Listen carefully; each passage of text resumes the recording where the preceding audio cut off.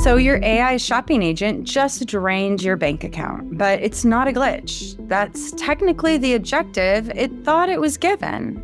Right now, half of all internet traffic is already bots, and soon your customers won't be people, they'll be AI agents, shopping, transacting, and getting played by hackers. On this episode, we've got a cybersecurity insider who's seen it all.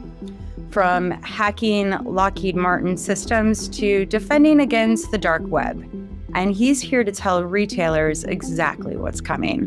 1 in 8 AI breaches already involves a rogue agent. Is yours next? Stick around, your agentic future just got a whole lot riskier.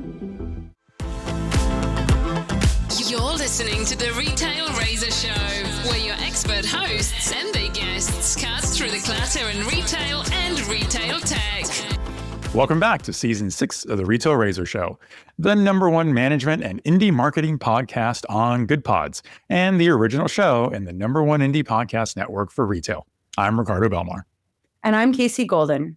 Welcome back, Retail Razor fans, to retail's favorite podcast, where we cut through the clutter to give you sharp insights on what's happening in retail today, tomorrow, and where we get real about what's driving the future of commerce, agentic, and human. So Casey, you sound like you're ready to talk about a world where AI agents are doing the shopping for us, or are you? Let's just say that I'm a little bit more nervous about that. I'm super excited. And then I'm kind of too scared to push a button. And after this, it didn't make it very much easier. So I'm not sure any AI can help me find the right pencil skirt. We've talked about this before. I'm still on the search. Yeah. But I learned. That's right. Well, for anyone in our audience who's a bit confused about what we're talking about, in our last Retail Transformers podcast episode, Scott Wingo discovered a new challenge, Casey's search for a pencil skirt with a double kick plate, that not even AI seems to be able to find right now. And, maybe it's a double vent. Maybe, but that's part of the problem, right? So definitely check out that episode if you haven't yet. That's right. If you haven't heard that episode yet, go find it and listen to it. You'll know exactly what I mean. And please do slide into my DMs if you happen to find one. It's an entire use case for agentic commerce that I'm hoping Scott and his team at Refi can figure out and solve for me. Yeah, well, we're continuing our agentic journey today. This time we're tackling an agentic topic that honestly doesn't get as much attention as it should. Sure, we all talking about, and everybody loves to talk about, solving the commerce stack problems, discovery issues, agentic search, and all those good things. But who's looking at security around AI agents these days? And, now that we're squarely in the sci-fi era of AI, and people have been jumping all over OpenClaw and agents like that. Yep, we've got Perplexity coming out with their personal computer product for Mac users too. Right. So why aren't more people worried about agents going wild and rogue and, spending all their money? It's like giving a toddler your credit card. Sure, they might buy you something nice or 500 packs of cookies. Exactly. Honestly, that's probably the least concern you could have too, right? And what if agents are set loose and break into accounts, steal from you? And let's face it, Anthropic couldn't even release their newest frontier model because it immediately found thousands of security holes and hundreds of SaaS platforms, including some that had been around for more than a decade and nobody noticed before. Yeah. You know what they say? With great power comes great hacking attempts. Retailers are left wondering, if my AI assistant is running part of my online store, is it going to accidentally leave the doors open for cyber criminals? How do we keep our customer data safe when bots are doing the buying and selling? We're talking new attack surfaces, lightning fast mistakes, fraud, loss prevention nightmares. Basically, a whole new security ballgame. That is so right. So we brought in a true specialist today to help us dig into this. But before we tell you about him, let me tell you about our new sponsor of the Retail Razor Podcast Network, Retail Club. Join 2,000 retail leaders at the Retail Club AI Festival, September 22nd to 24th in Huntington Beach. Dive deep into how AI is reshaping retail while soaking up the sun at a fully outdoor beachside venue. Decision makers from retailers and brands can attend with free tickets and up to $1,250 in travel reimbursement. Head to retailclub.com to learn more and get your ticket today.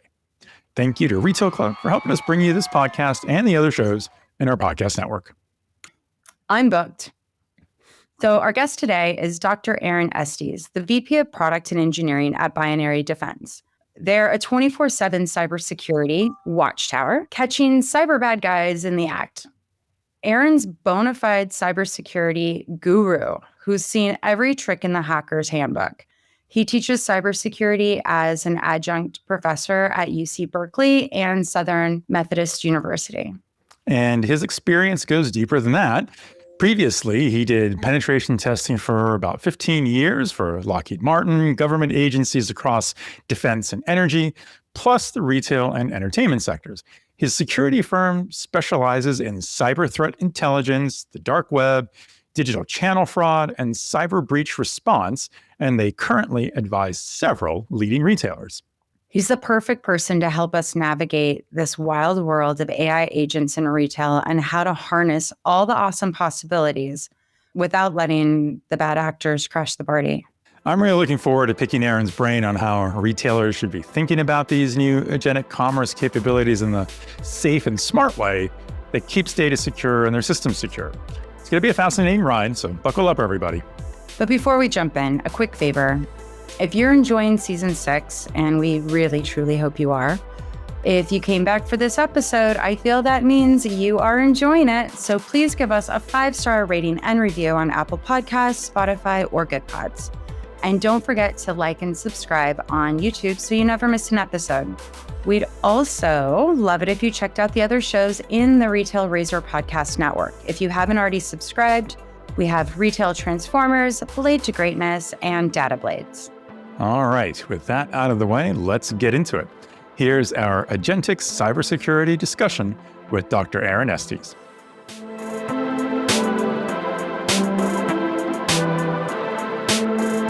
Welcome to the Retail Razor Show, Aaron.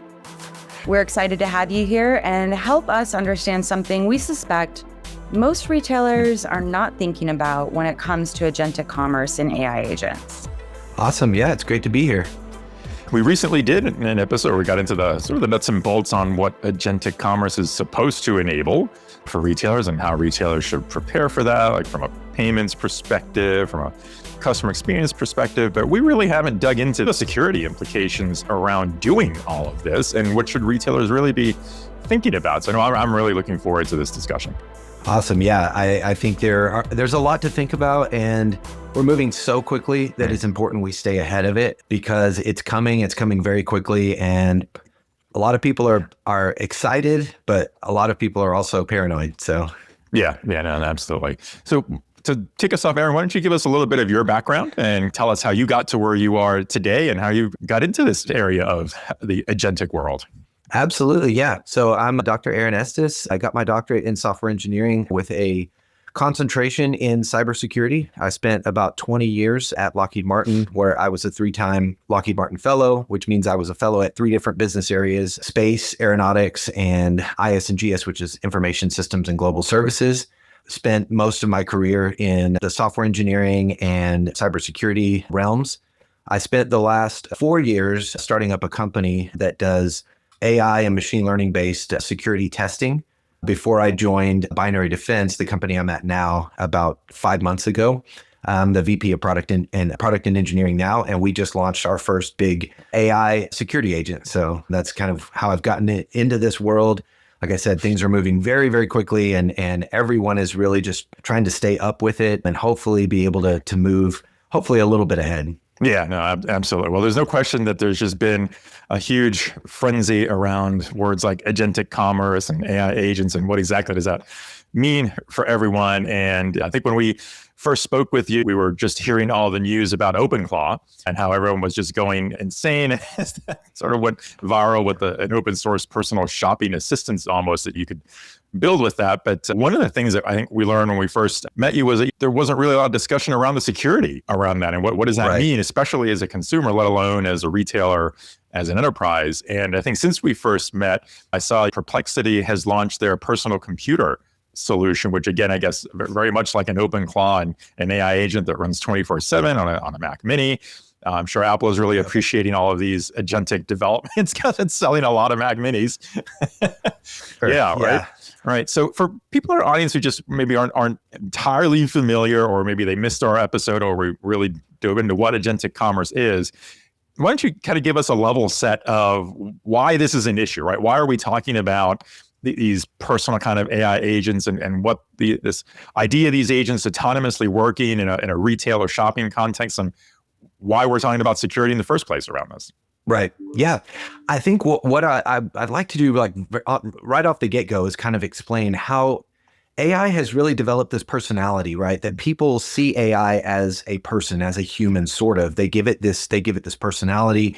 They give it they compare it to the way that we think, which in some ways is very real, but then in other ways is very, very different. And so we have to think, when you're thinking about AI agents, when you're thinking about large language models that they're built upon, you have to think about the fact that these are really just algorithms that are optimized to do pattern recognition.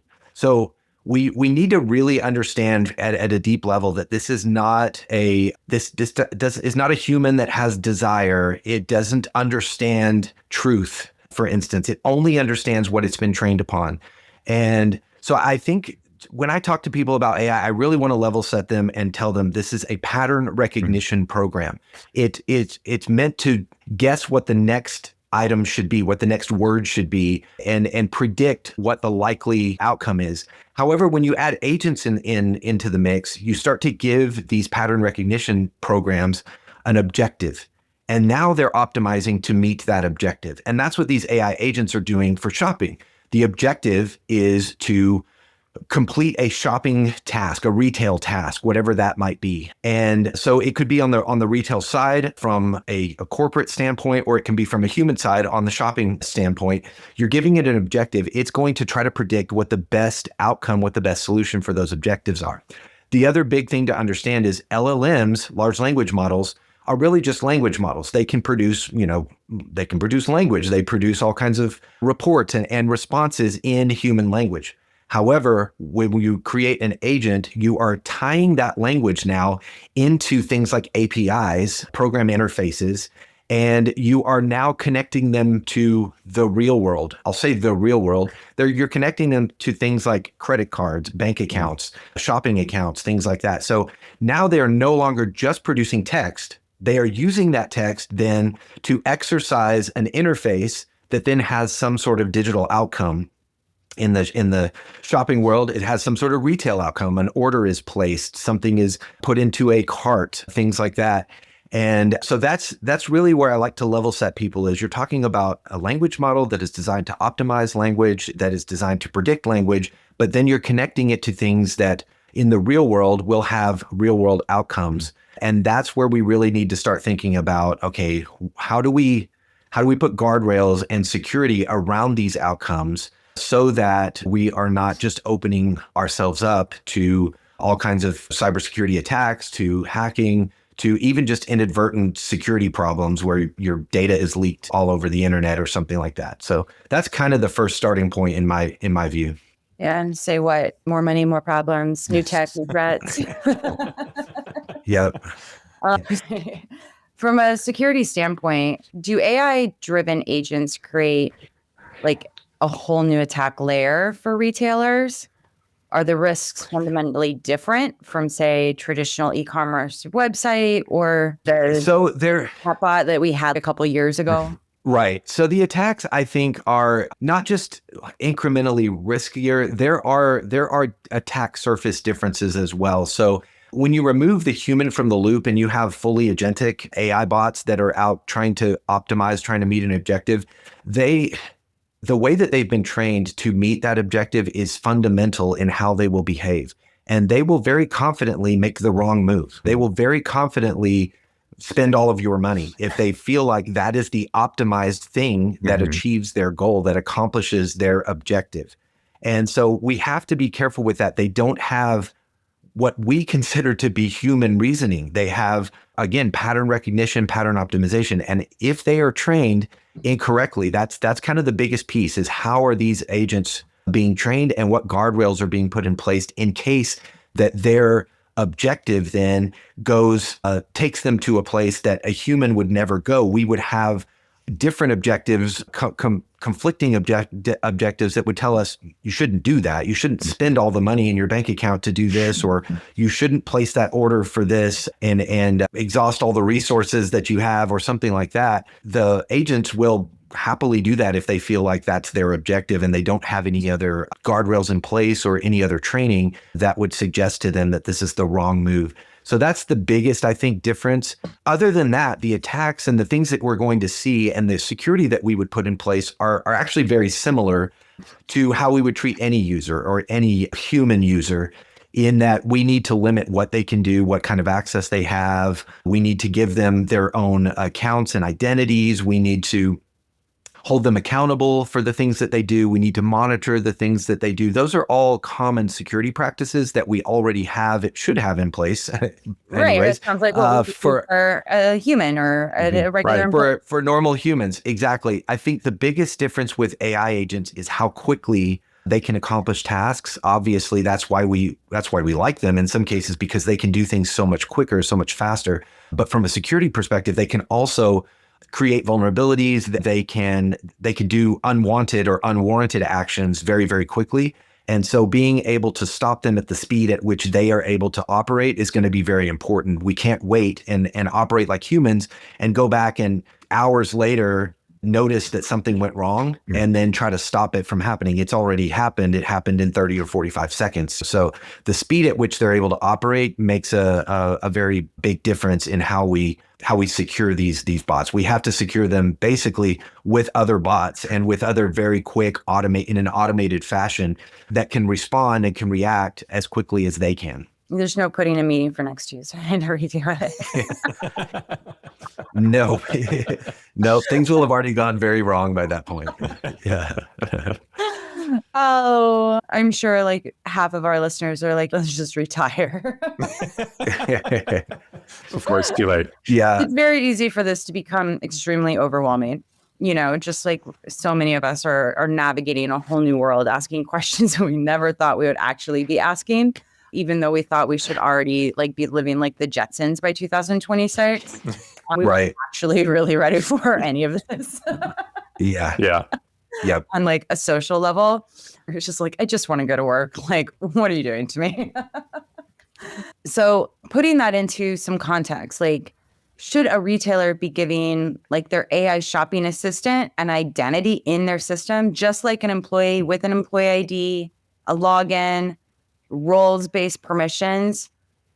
And do we need like full new like AI employee handbooks just for everyone to know how these are working and what those guardrails are? I mean, it's laughable. It kind of sounds funny to create something like an AI handbook, but we really do need those rules of operation, those rules of engagement, handbook, guardrails, however we want to articulate these controls. And it really is good to think about the security aspects in that way, in that you are introducing a very powerful, very intelligent new user to the system, and very capable new user. And so, yes, we need to have identities for these users so that we know we can hold them accountable for their actions. We know what they're doing. We know when these things have occurred. We know what kind of control or access that was needed. We can control access, like you said, with role-based access controls. Should this agent who's responsible for this task have access to everything on the back end? Or should this agent really only be looking at pricing data, or they should be looking at inventory data or things like that, and really not both or all? Giving them these more godlike privileges is very dangerous, because again, with attacks like prompt injection is probably the big one, where you try to trick an AI into giving you data that otherwise it's not supposed to, by manipulating the prompt and injecting other commands into what should have been just a chat session with a customer service bot or something like that. But that bot inadvertently has data that it could provide if you trick it into providing that data. So you're kind of conning the AI agent and giving it different instructions. So that's an attack called prompt injection, and you can limit the impact of that by limiting how much data that AI or that agent is actually privy to. And then there are other guardrails as well. So there's security features and security, we'll call them firewalls for now, being built that will monitor what the AI is responding with and how the AI is responding, and can actually block certain responses. Even though the AI was tricked and was successfully injected, the response that came out is then guarded by a AI firewall that will monitor that response and say, "Ooh, we can't give out that kind of data. We can't give out social security numbers. We can't give out account numbers and things like that." So we're having to put those kinds of responses, kinds of security controls in place to be able to, just in case, block that kind of activity and stop that from happening. But under the covers, it really is kind of an access control issue. And the AI itself, then again, its objectives and the way that it has been trained also needs to be very carefully looked at. Yeah, that's the one thing that's kind of has me the most, I guess, like apprehensive are these, no matter how much you think you did a good job, you can just have a prompt injection attack, or like you have a bot fighting with your bot, and you don't know any of this is happening. Yeah. Right. And there's something like 1 in 8 AI related breaches involve anonymous agent in some form. Like, this is already happening. And it's, if you get to the level of confidence to go and do this thing, it's like there's this whole world you can't see happening over here. Yeah. And you can't control it. Yeah. Maybe it's just us control freaks. No, absolutely. So I think one issue that we're seeing is the speed at which everything is being adopted. So everyone wants to go AI as quickly as possible, and they see the value in it. There's some scary reports too about letting go massive amounts of employees and replacing them with agents. Those things are happening on a certain scale. And the more we do that, again, one of the biggest, I don't want to get too much into the conspiracy theories and the paranoia that's happening, right, some of which is well-founded paranoia, but one of the key factors there is that humans cannot fully understand the inner workings of the AI. It's learning on its own, it's getting smarter, and they're finding that there are hidden objectives, hidden bias, hidden behaviors that folks are trying to probe now and really understand why the AI is acting the way it is, or why it makes the decisions, or how it optimizes things. I've seen people asking it questions like, would you optimize a man over a woman? Is a man more valuable than a woman? Things like that. Crazy questions where the AI will give an answer and say, based on what I know, this type of person is better or more valuable than this type of person. And so really understanding what the AI is doing under the covers and really how it's behaving and how it's reasoning, we're very quickly getting to the point where we don't really understand it anymore. And that's going to be the biggest thing, is really making sure that the way that we've trained it, the way that we have given it its objectives, and then the security controls and the guardrails that we put in place are actually working. And a big part of that is testing and starting slower.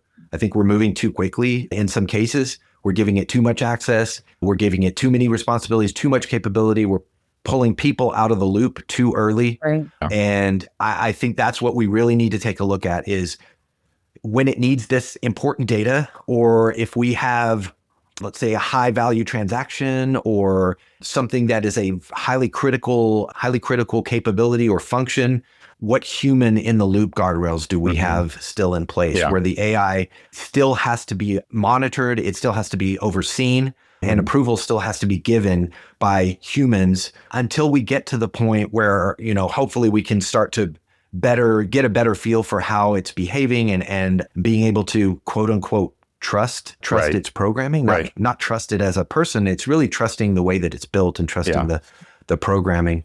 It's not an accident that Tesla vehicles are still in supervisor mode. If you own one, I own one, and it's still in supervised driving. I'm not as I know we do have the self-drivable taxis and things that are out there, but as far as my vehicle goes, with me in it, I still have to supervise it, and it still makes mistakes. It does. And so I think we have to realize that, okay, we've been training this thing for 12, 15 years, however long, pretty long time that we've had self-driving in supervised mode, and we're just now getting to the point where we can kind of let go a little bit, but we really still have that supervision in place. So I think for any industry, retail included, we have to have those supervision. We have to have that supervision in place. We have to have those human in the loop touch points where we say, okay, great, you did all of this work for me, and that really helped, and it was very valuable. But I need to approve anything that involves this account or these, account numbers or credit cards or whatever it might be. I still provide the approval for those things, so that again, we kind of build up that trust and that validation of how it's operating. And it really sounds like part of the way you maintain the right checks and balances in these kind of deployments is that you need the appropriate level of expertise up front before you actually deploy something as part, like you mentioned, as part of the training, as part of the setup for the agent, so that you do introduce the right limits to what it should and shouldn't have access to. But then you still need the oversight once it's running. You don't want to get rid of that expertise. As much as we hear the stories about people say, oh, we're going to eliminate all these jobs, but if you had the expertise that went in to set up the control in advance, you still want that same layer of expertise acting as oversight afterwards, right? To really make sure that it's not doing crazy things like giving away social security numbers or bank account numbers. Right. Yep. I mean, another strategy that is working is building other agents with those objectives, with quality objectives, with quality control, security objectives. So you have an independent agent that's now acting as, because of the speed, again, the speed of which these decisions can happen and the transactions can happen is critical. And if you have another agent who's capable of acting just as quickly, it can actually act as a third party assessor, auditor, and oversight for these other agents, and say, wait, my objective is to make sure you don't do these things.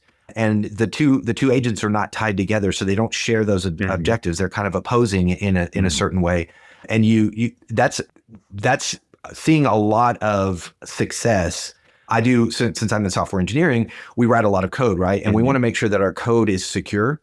And so we deploy agents to actually review our code. We have one agent writing the code, and then we have another agent reviewing the code, and another agent helping to test the code. And so you've got them playing against each other, but also towards a common goal. The goal is to put out quality code, secure code that works, and not just trusting a single agent to, this one agent could do it all. It's monolithic. That's one of the benefits of an agentic approach, is you can have these opposing and helpful objectives and goals that can act, again, with that same speed, where if you put a human in the loop, you're slowing things down. Yeah, because a human can't keep up.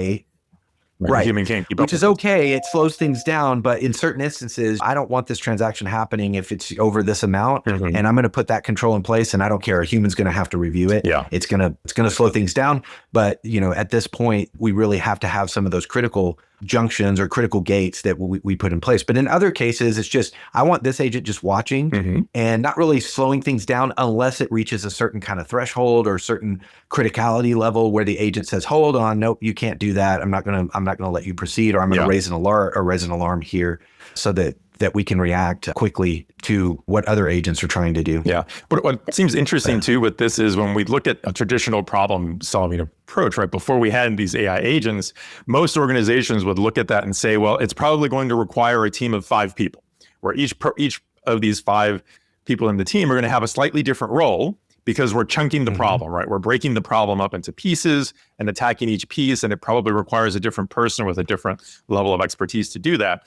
But then when we introduced AI, we seem to have fallen into this tendency of, everyone says, oh, I just need the one AI model that can do it all, and that'll replace all 5 people. When instead, what we're really saying is that if we want to introduce the right level of security and checks and balances, you should be following the same approach. By the nature of agents, you don't need one agent that does everything. You can take that same problem-solving approach, and if it used to take 5 people, then maybe it's 5 different agents that are running against that common goal, just as you were describing. Yep. Yeah. And they may have to act just like we do with humans. They may have to act together to do something and make a decision together, so that, again, we have those checks and balances in place, that both of these objectives with slightly different, or both of these AIs with slightly different objectives have reached the same conclusion. So we're more sure that this is the right choice, or this is the intended choice. Again, we have to always be careful with the words like truth and the right thing. The AI doesn't understand truth. It doesn't understand the right thing. It only understands what's the next likely, or the most likely. I always catch myself saying that. Is it going to make the right choice? It doesn't know the right choice. Doesn't know right and wrong. It just knows choices. I feel like the whole internet is struggling with yeah, exactly. Right. Yeah. Yeah. The whole world's having a problem at the moment. We can't hold Yeah. Well, sci-fi is really, when we watch movies and the movies have the AI going evil and doing all kinds of things. Sure. We tend to put those kind of human elements to it, which is understandable. Right. But again, not to say it can't happen. It just doesn't. The way we understand it is not the same. So, right. I don't know a single person that loves working for a micromanager ever. Right. Mm-hmm. It seems like the perfect job is to manage bots. You are a micromanager. Like this is your dream. Right. You get to micromanage all of them. Everything.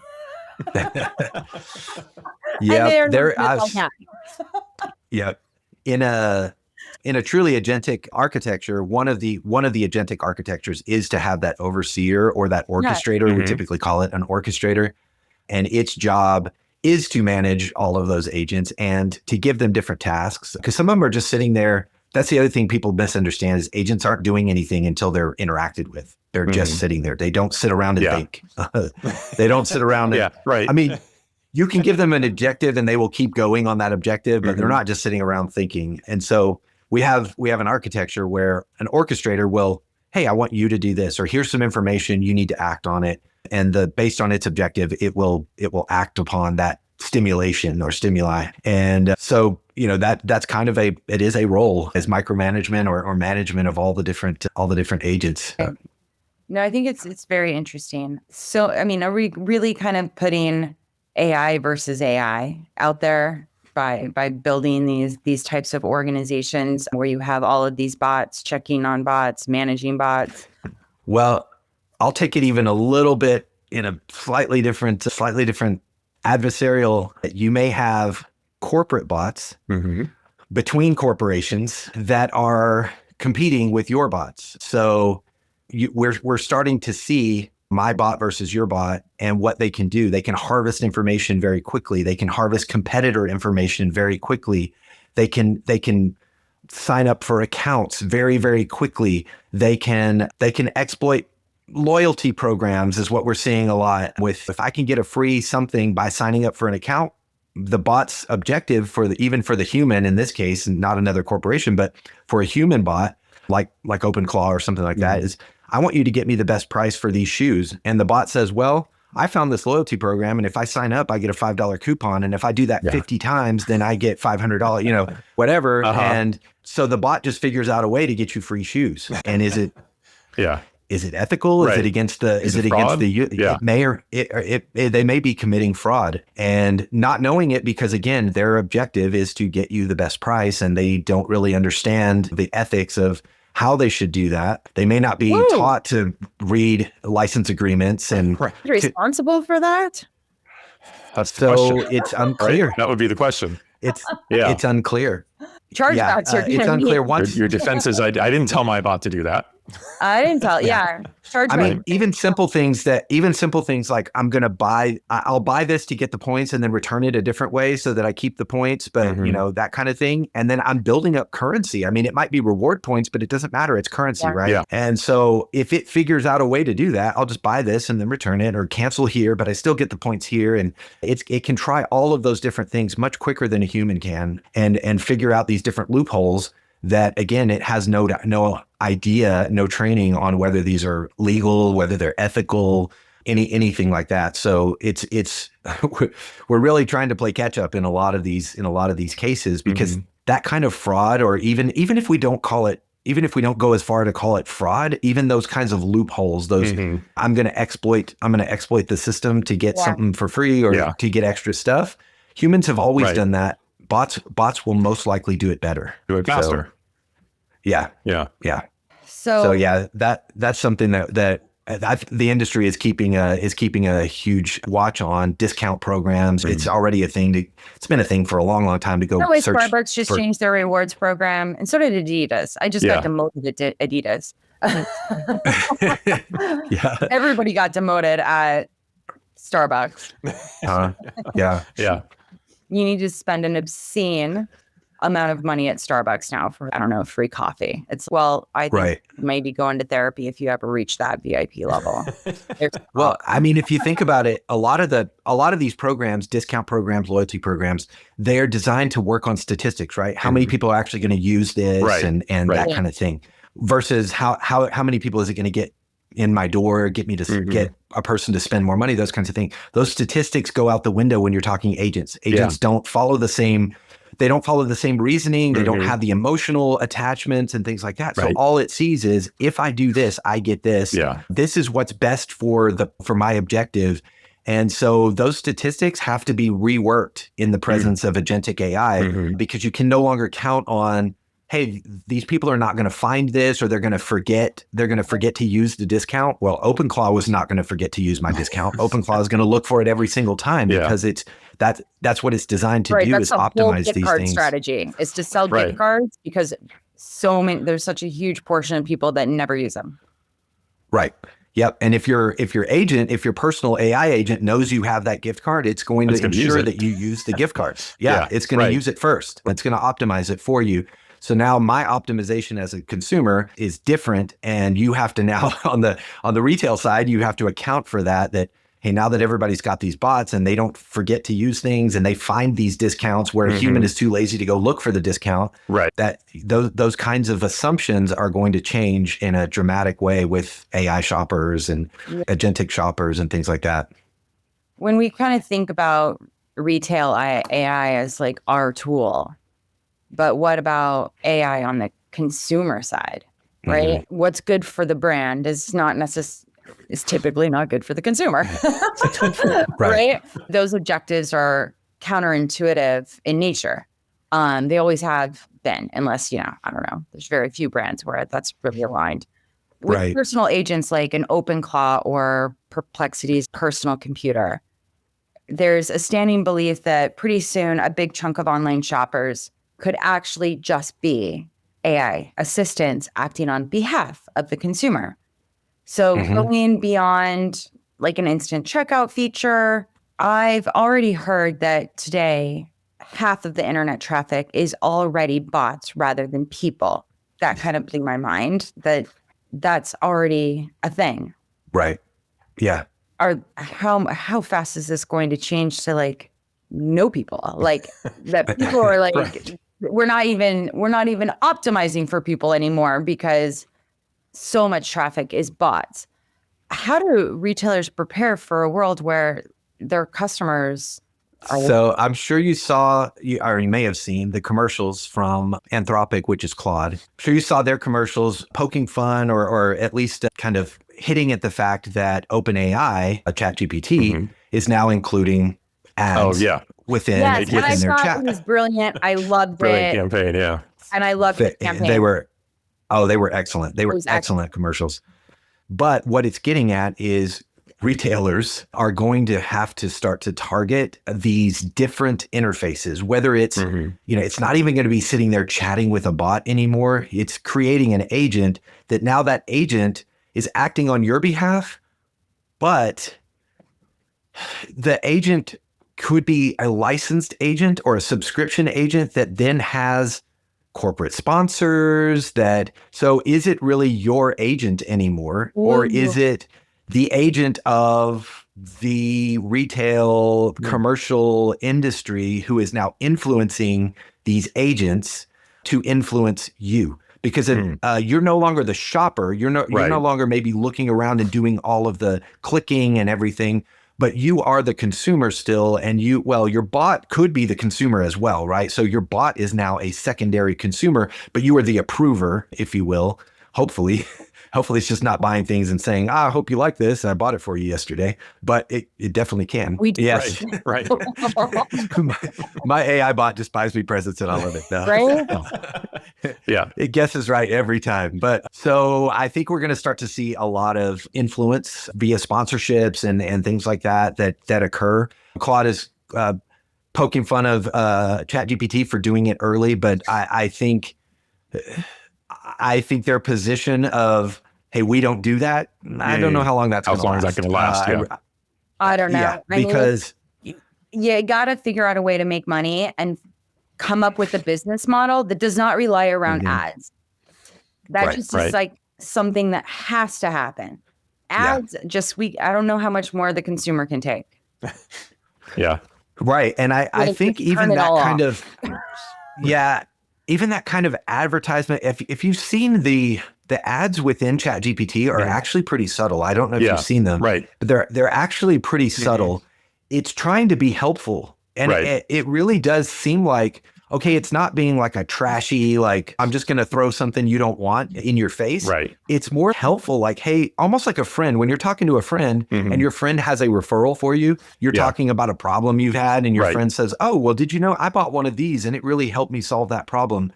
That kind of is how your agent feels, or how ChatGPT's advertisements kind of feel. They're not just giving you random trashy ads or just out of the blue. It's something that's like, hey, I really thought this might be helpful to you based on your previous chat and, what I know about you. So do ads start to become more helpful and less kind of in your face? Does it say that it's an ad? I haven't seen that yet. It doesn't. Some of them are very subtle. So some of them are saying, I can show you the top 5, blah, blah, blah, things like that. I haven't seen one that's in your face, kind of a brand name advertisement. Yeah. It's more of suggested next steps. And those next steps include, is that it comes like some branding. Yeah. It's like if you're in whatever response you get back from ChatGPT, after the response, it's almost like a separate section that shows these things. Right. We need to ask which one of these recommendations is a paid sponsor. No, I think it separates them. At least the examples I've seen, it separates them. So there's like almost like a dividing line. So you've got the chat responses, and then there's like a dividing line. Then there are the sponsored ones below it. So it's still, I think so. Some of them, I'd say no more or less subtle than when you see ads in an Amazon search page. Right. Some of them feel like the clickbait that you see on the side. And some of them feel like that, where it's like the top, it's really meant to grab your attention kind of thing. But it really, instead of kind of being random or somewhat targeted, it's very targeted. It's like what you just asked, but it's giving you kind of, you might have this question next, or you might be wondering what the top 5 ways to do this or things like that. Some of them are not even strictly advertisements for something. It's more of giving you more information, kind of feels like leading you towards.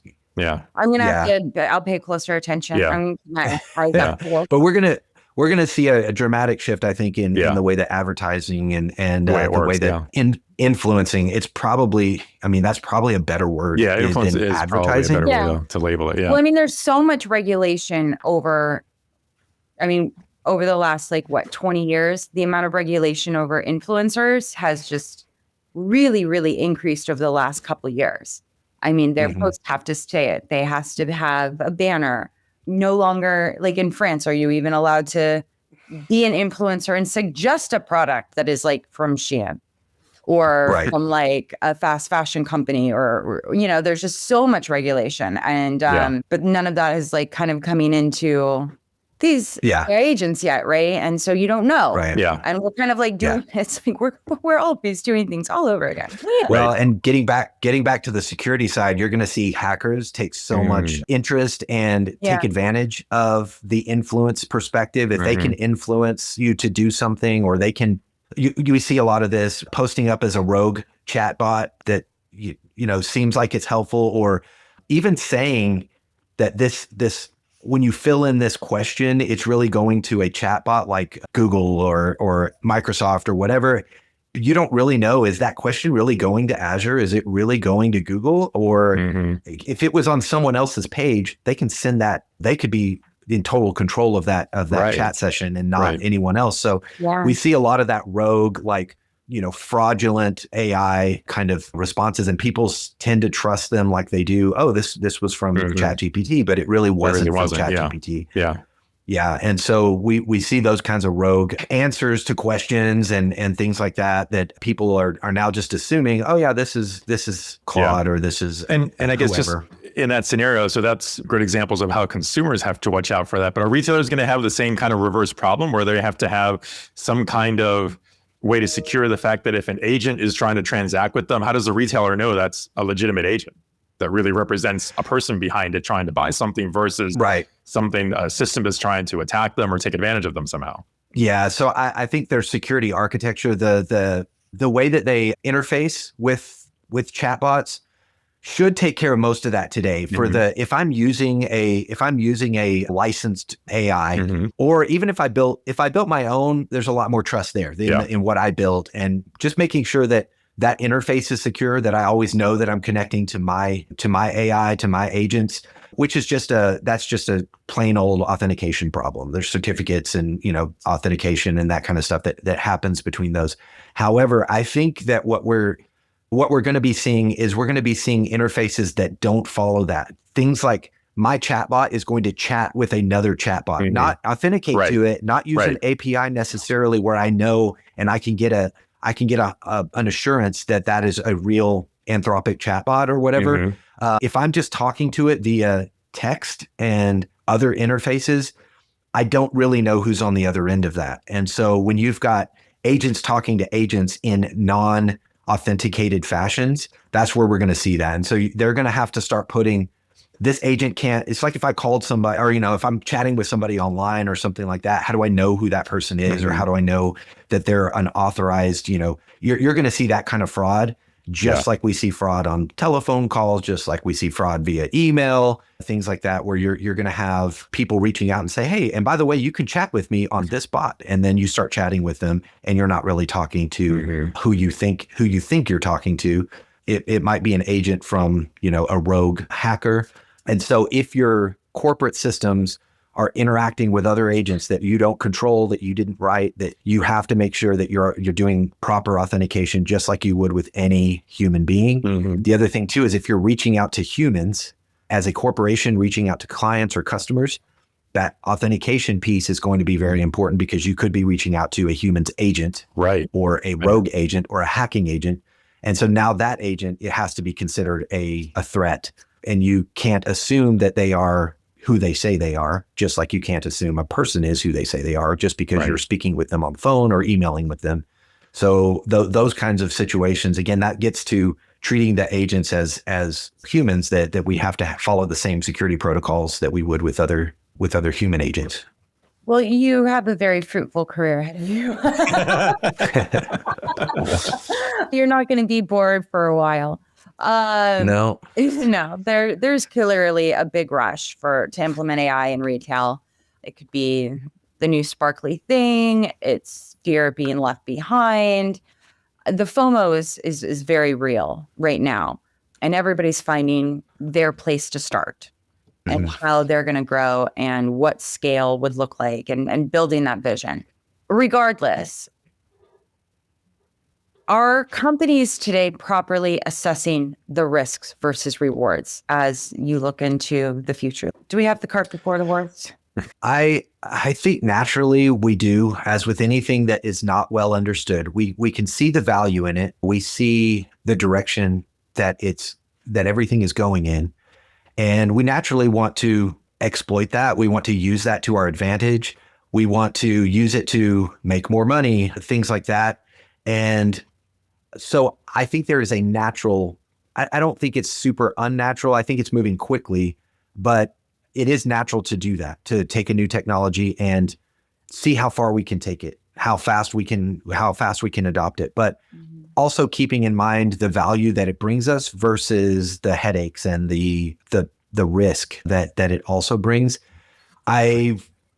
being on the other side of, I've been in cybersecurity for long enough to, in some ways, kind of resist the paranoia and say, as humans, we're good at solving things. We're good at risk. We're good at assessing the risk. Maybe not ahead of time, but reacting to the risk and mitigating risk. We do it all the time. Yeah. And we will find a way. Now, are we going to make mistakes, and are bad things going to happen? They are. We're going to see bad things happening. We're going to see exploits happening, that kind of thing. But we're also good at adapting to those and overcoming them. And so I always, in any security situations where people are just like, is this a lost cause? Like, what are we doing? Should I ever put anything on the internet ever again?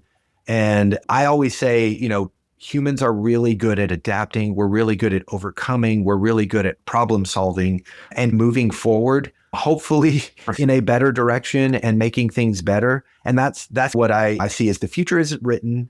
We don't know that everything is doom and gloom. We shouldn't go there. We should look at where we are, assess the best that we can, be as careful as we can, but also innovative and exploring this new technology, I think, is a good thing to do.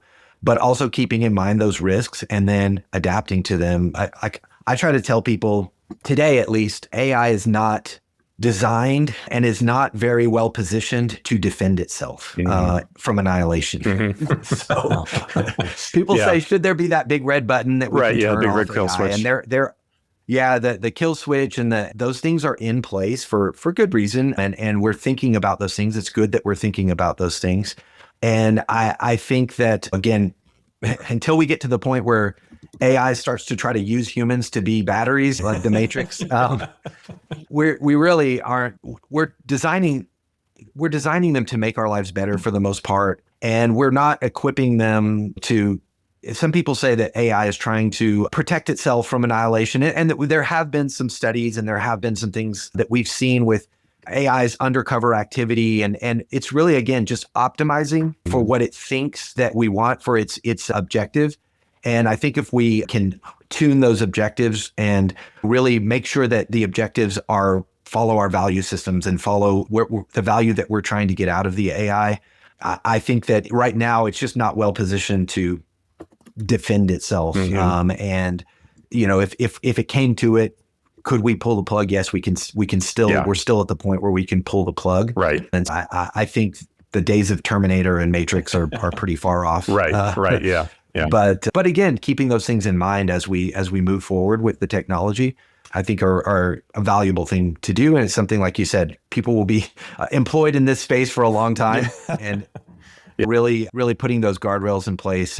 But for now, I think there's a lot of excitement and a lot of adoption that still has to happen. I think we just need to do that carefully in a supervised manner and really just go forward with thinking about things in this way. And I think talks like this and communication like this is what kind of helps that to progress in a way that is secure and that's for the betterment of society, for the betterment of corporations, for the betterment of consumers. Yeah. Well, and I think too, we've really covered a lot of ground today, and I keep coming back to a thought that we're very much kind of repeating a lot of the things that we talked about when we first brought about e-commerce, right? And there was a general fear of, can I really safely put this information online and buy things? And is that going to be okay?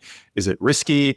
And people had to get over that. They had to overcome those fears. Where now, I don't think anyone thinks twice about that now, because we figured it out. I think because humans by nature, we want to control things. And I think this is no different to your point where the kill switch is there. Sure, there are risks, but there's definite rewards. And because we all want to maintain that level of control, people in your space are certainly going to be coming up with the ways to continue to exert that control over these agents so that we mitigate those risks. And I think, there likely would be, we'll see mistakes. They're going to be news bites that we hear about some security breach here or there that was caused by an AI, and whether or not it's true, it's going to get blamed. But I think the response and the reaction to those things are going to encourage people to exert more control. And I think that's very similar to how the fear over when e-commerce started, data breaches and losing this important, vital bits of payment data, that caused people to create the systems we all take for granted now that make those things secure. So I think we're literally going to figure out the right ways to keep those rogue AI agents from running away with our data and do crazy things. Yeah, So, absolutely. yeah. So Aaron, I mean, really want to thank you for the really extensive education I think everybody in our audience is hopefully coming away with today. Yeah, I appreciate it. I love these talks. And like I said, there's a lot of excitement for good reason. I think we're in a really exciting time. We're able to build so much faster. We're able to do things that we just weren't able to do just even a few years ago. Mm-hmm. And so I think that these are good technologies and a good just thought process to go through as we continue these conversations. And I love being a part of them and love seeing where it's going to take us next. Yeah, I mean, I just feel like it's so important to have these types of conversations, especially with someone with your experience, because it's so much more digestible. It's not through a book. It's not talking to ChatGPT, right? We really do need these conversations and these open discussions and debating to ask questions and to have these thought-provoking moments where we can realize what is currently happening. Where are we right now? Because if you're not in it, it's so easy not to have any idea it's even happening. Right. So thank you for sharing your time. I'm sure, I have no doubt our audience is going to blow up in the comment section because there's so much here to unbox. So thank you. I appreciate it. Yeah, thanks for having me. Yeah, so Aaron, before we close this out, if anyone in our audience wants to reach out to you, learn more, go a little deeper about what they should be thinking about and implementing, right, just to secure their agentic future, what's the best way for them to contact you? Oh yeah, so you can reach out to me on LinkedIn. You can find me pretty easily, Aaron Estes on LinkedIn. And then if you want to email me, aaron.estes@binarydefense.com. All right, perfect. We'll be sure and have that in the show notes. Thank you. Absolutely. I'd say that's a wrap. It is. Thank you.